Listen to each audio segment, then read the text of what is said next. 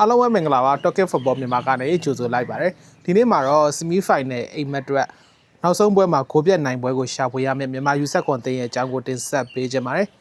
အခုဧပြီလအတွင်းမှာအင်ဒိုနီးရှားနိုင်ငံကနေအင်ရှင်ပြလက်ခံကျင်းပနေတဲ့ရှိတဲ့2026ယူဆက်ခွန်အာဆီယံချန်ပီယံရှစ်ပြိုင်ပွဲကိုဝင်ရောက်ရှင်ပြိုင်နေတဲ့မြန်မာယူဆက်ခွန်တင်းကတော့ Semi Final အဆင့်ကိုတက်လှမ်းခွင့်အတွက်လာမယ့်ဧပြီလ18ရက်နေ့မှာအုပ်စုနောက်ဆုံးပွဲစဉ်ဖြစ်ဖိလစ်ပိုင်တင်းနဲ့ရှင်ပြိုင်ကစားမဲ့ပွဲစဉ်မှာဂိုးပြတ်နိုင်ပွဲတစ်ပွဲကိုရှာဖွေဖို့ကတော့လိုအပ်နေလျက်ရှိပါတယ်။မြန်မာယူဆက်ခွန်တင်းဟာအင်ဒိုနီးရှားနိုင်ငံမှာကျင်းပနေတဲ့ရှိတဲ့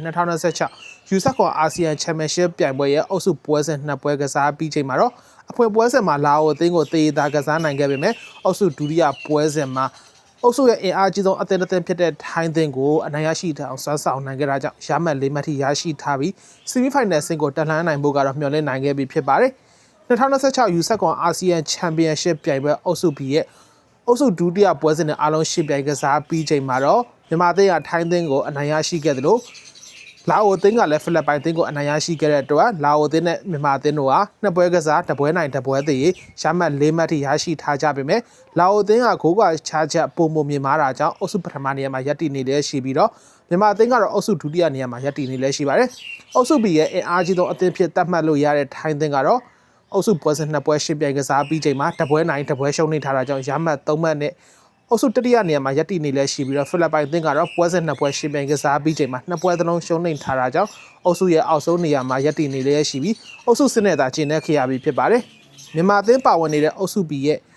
အုပ်စုဇယားကိုပြက်လက်သုံးသက်ရမယ်ဆိုရင် Semi Final အဆင့်ကိုတက်လှမ်းခွင့်ရရှိမဲ့အသင်းသုံးသင်းရှိနေပြီးတော့လာအိုသင်းမြန်မာသင်းတို့ကထိုင်းသင်းထက်ပိုပြီးတော့အုပ်စုဆင့်ကနေတက်လှမ်းနိုင်ဖို့အခွင့်အရေးတွေပုံမတလုံနေတာကိုတွေ့ရပါတယ်ဒါပေမဲ့ပြိုင်ပွဲရဲ့စီကံချက်တွေကအုပ်စု3အုပ်စုကအမှတ်များဆုံးရရှိတဲ့အုပ်စုပထမ3သင်းနဲ့အကောင်းဆုံးအုပ်စုဒုတိယတစ်သင်းတို့ကသာ Semi Final အဆင့်ကိုတက်လှမ်းခွင့်ရရှိမှာဖြစ်တာကြောင့်အုပ်စုပွဲစဉ်တွေကမြန်မာအသင်းလာအိုအသင်းထိုင်းအသင်းတွေတော့ကတော့အရေးကြီးတဲ့ပွဲစဉ်တွေပွဲဖြစ်လာခဲ့ပါတယ်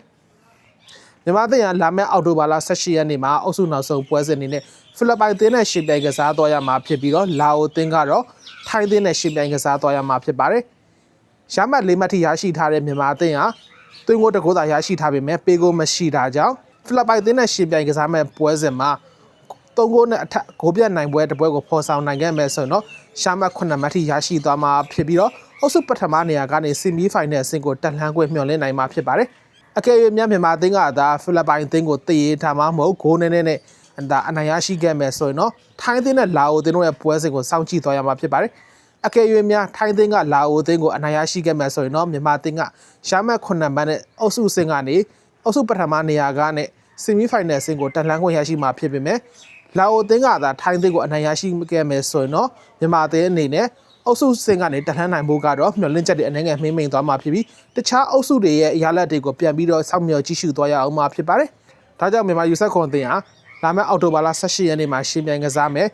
2026ယူဆက်ခွန်အာဆီယံချန်ပီယံရှစ်ပြိုင်ပွဲရဲ့အုပ်စုနောက်ဆုံးပွဲစဉ်ဖြစ်ဖိလစ်ပိုင်သင်းနဲ့ရှင်ပြိုင်ကစားမဲ့ပွဲစဉ်မှာမဖြစ်မနေဂိုးပြတ်နိုင်ပွဲတစ်ပွဲကိုရရှိဖို့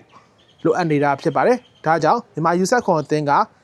ဖိလစ်ပိုင်သင်းကိုဂိုးပြတ်နိုင်ကစားပြီးအုပ်စုပထမနေရာကနေ Semi Final အဆင့်ကိုတက်လှမ်းနိုင်မလားဆိုတာကတော့မြန်မာဘောလုံးချစ်ပရိသတ်တွေနဲ့တူဆောင်မြော်ကြည့်ရှုသွားရမှာဖြစ်ပါတယ်။အခုတင်ဆက်ပေးခဲ့တာကတော့ Semi Final အိမ်မက်အတွက်ဖိလစ်ပိုင်ကိုဂိုးပြတ်နိုင်ဖို့လိုအပ်နေလဲရှိတဲ့မြန်မာယူဆက်ခွန်အသင်းရဲ့အကြောင်းကို